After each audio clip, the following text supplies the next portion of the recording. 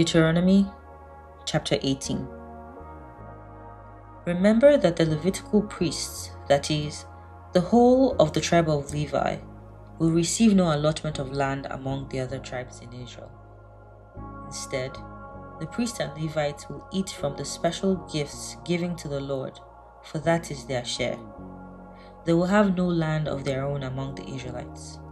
The Lord Himself is their special possession, just as He promised them. These are the parts the priests may claim as their share from the sheep, cattle, and goats that the people bring as offerings: the shoulder, the cheeks, and the stomach. They must also give the priest the first share of the grain, the new wine, the olive oil, and the wool at shearing time. For the Lord your God chose the tribe of Levi out of all your tribes to minister in the Lord's name forever. Suppose a Levite chooses to move from his town in Israel, wherever he is living, to the place the Lord chooses for worship. He may minister there in the name of the Lord his God, just like all his fellow Levites who are serving the Lord there. He may eat his share of the sacrifices and offerings, even if he also receives support from his family. When you enter the land the Lord your God is giving you, be careful not to imitate the detestable customs of the nations living there. For example, never sacrifice your son or daughter as a burnt offering, and do not let your people practice fortune-telling or use sorcery or interpret omens or engage in witchcraft or cast spells or function as mediums or psychics or call forth the spirits of the dead. Anyone who does these things is detestable to the Lord.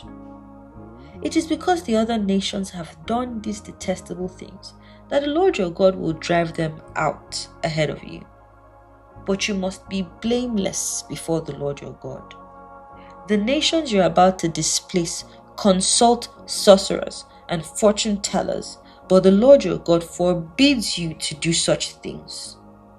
Moses continued, the Lord your God will raise up for you a prophet like me from among your fellow Israelites. You must listen to him.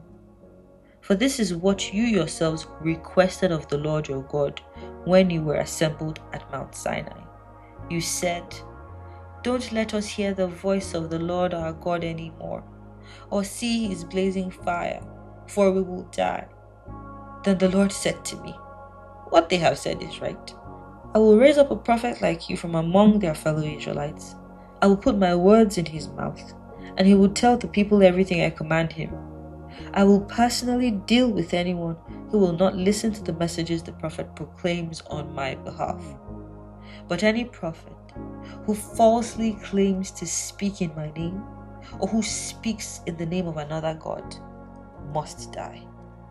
But you may wonder, how will we know whether or not a prophecy is from the Lord? If the prophet speaks in the Lord's name, but his prediction does not happen or come true, you will know that the Lord did not give that message. That prophet has spoken without my authority and will not be feared.